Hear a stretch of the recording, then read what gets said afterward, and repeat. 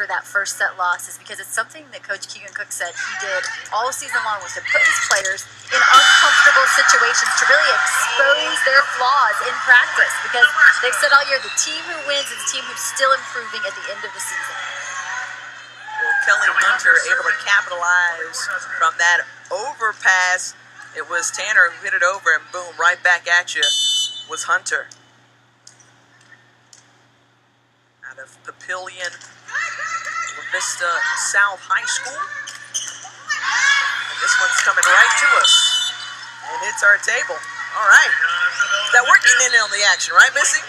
The thing is, if we weren't sitting here, they could have played that ball. They have such great foot speed. I mean, Fiend coming right at us. If this table weren't here, she's all over that ball. They chase balls down to the doors here in Memorial Coliseum. Look, you're a former setter. I thought you were just going to, keep it going. Why not? Guess I should have. Yeah. Point Nebraska. Correction, point Washington.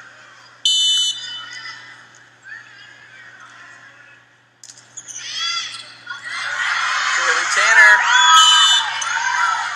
coming up with the service 8. She is one of 6 of a very talented sophomore class that will come back to play for Keegan Cook.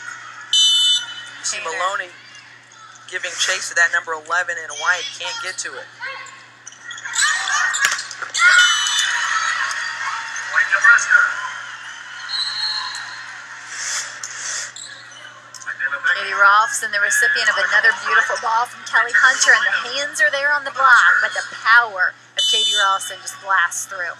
Very evenly distributed offense on yesterday. 3 players with 12 kills, including Rolfson, both Rolfson sisters, and Kelsey Fiend. They credited it to Kelly Hunter and being able to just set her up, and they said, well, you know what? She just made us look good. And of course, Kelly Hunter quick to point to the libero and the passers who should pass so well. I mean, it's just a team effort. They play a real team game. We talked about fundamental volleyball.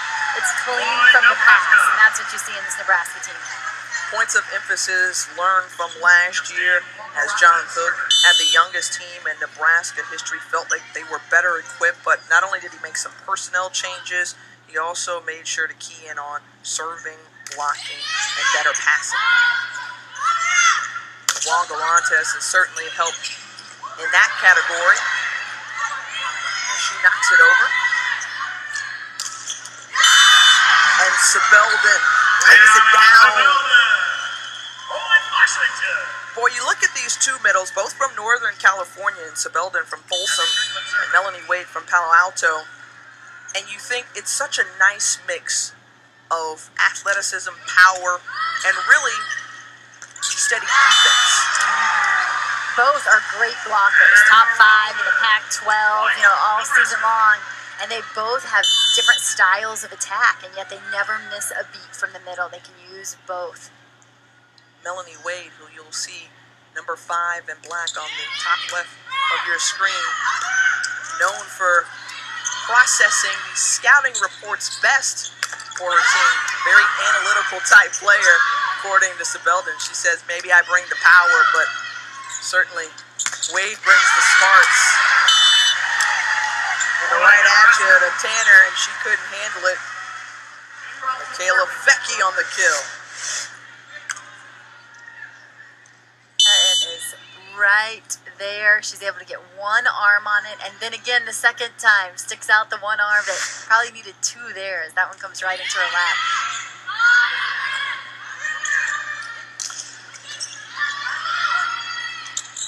Hunter to Ralston, Justin!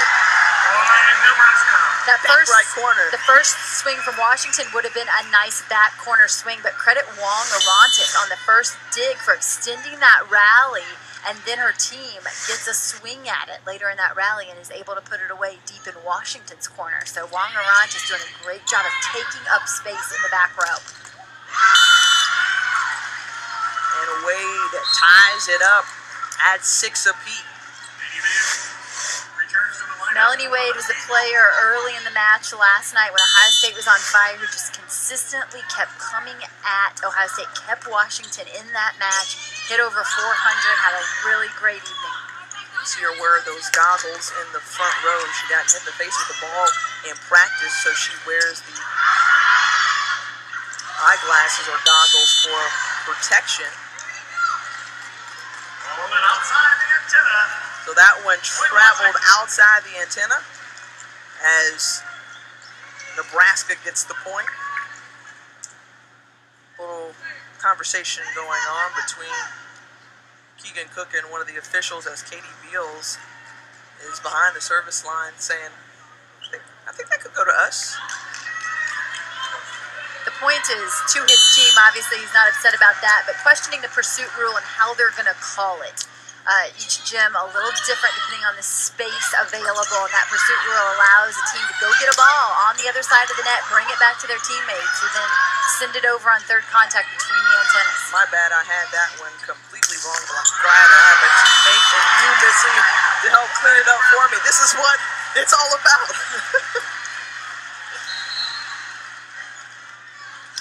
So 7-all in this regional final from Lexington, Kentucky. A chance to make it to the national semifinals next week in Omaha, Nebraska. Catch it right here on ESPN.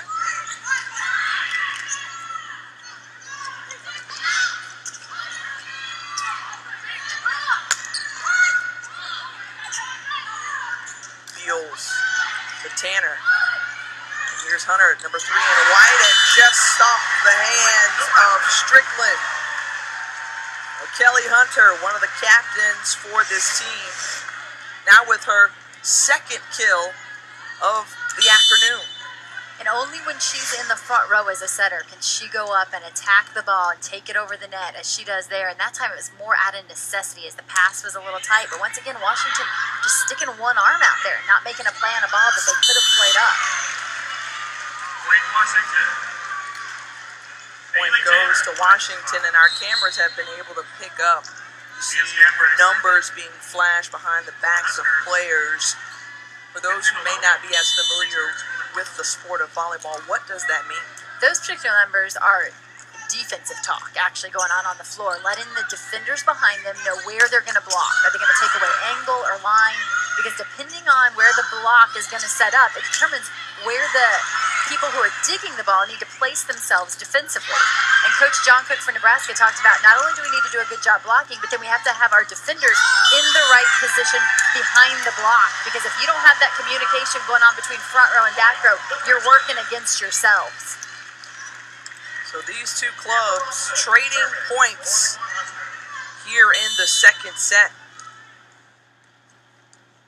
We look at Amber Ralston back to serve. You know, BYU's first-year head coach, Heather Olmstead, says, you know what, they were attacking all the different zones all across the net, and they just had such great hitters, and Kelly Hunter can add herself to that name. The setter coming up now, 4 kills. Not one of the most offensive setters because she doesn't typically need to be. She has so much firepower that as a setter you find it hard to take the ball over when you could set it to one of your teammates. But that's a great choice there by Kelly Hunter because now Washington has to defend her. She has 2 kills already on the day and no one even jumped with her. As soon as that block has to commit, now it opens things up for her hitters.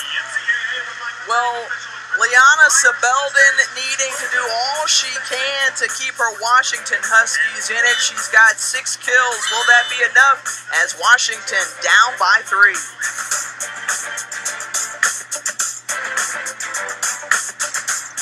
What we're used to seeing from them. No, and the big point there is that they were not able to limit Nebraska at all after a red-hot set 1 and even better set 2 so far for Nebraska. So Nebraska now out to their largest lead, up by 4. This is an interesting night in sets 1 and 2 so far, and that typically teams are not able to create separation until later in a set. Rarely do we see a timeout used prior to the media timeout at 15. And I believe there were 3 timeouts called in set 1 before either team got to 15. And now here in set 2, already a timeout called because there's already been a large separation made by Nebraska early in these sets. That's a good point, Missy. And when you're looking at this high-level elite volleyball, this is exactly what you come to expect in a regional final. You want to see both of these teams throwing up their best shots. Look at this. Out of system, Nebraska gets a legitimate swing. Such a nice ball by Kenzie Maloney that her outside hitter is able to take her rip at it. There are teams that out of system just send free balls over, not this Nebraska team. Sebelden with her 7th kill, again tops in the NCAA for hitting percentage. 465. Her counterpart in the middle, Melanie Wade on the serve. And that one just a misfire from the back row of Ralston's arm. It's a third offensive option for Nebraska here as Katie loads down the middle. The setters in the front row, only 2 attackers. They split them to the 2 antennas and it opens things up down the middle of the court. It's a nice choice. We really haven't seen Katie miss that wide since we've been here in Lexington. Point Nebraska, we talked about Kenzie Maloney earlier in the match, number 11 in white out of Louisville, Kentucky. We're seeing her play a little bit more in this match. One of the reasons why is she is an excellent passer, a great passer. And Kelly Hunter, as you said, deflected a lot of the attention and says, well, it all starts with the passing. Washington. Sebelden in the wing. Tanner in on the stop there. Sebelden third in career blocks at the University of Washington, and you see why there. She's so quick from side to side, jumps well, but just has an uncanny ability to seal the net. There was no doubt about that one coming off of Ralston. Ralston just swings so hard. Such a powerful, nice whip to it. You saw that time Sebelden just leaping off of 1 foot. Washington having a little trouble defensively catching up to the speed of this Nebraska attack. It's quick off the passer's arms and then quick out of the setter's hands. That block has got to be moving. Again, we were talking about just the quickness and the tempo and different styles of doing so. Ohio State was quick off the serve. When you heard that whistle, boom, they had that one flying from behind the service line. In Washington, a little different style in that Strickland actually said last night after the match, you know, we don't want to force the perfect pass. We're okay with just a 2-option pass. She actually said we want to hang it up there and give our setters time. In a 6-2 situation, their setter is always coming out of the back row, so they need time to get to that ball. There are other teams who are actually timing the ball off the passer's arm, trying to get to the setter as quickly as possible. That's not Washington's style, but this is right here, spreading the ball to the pins and a nice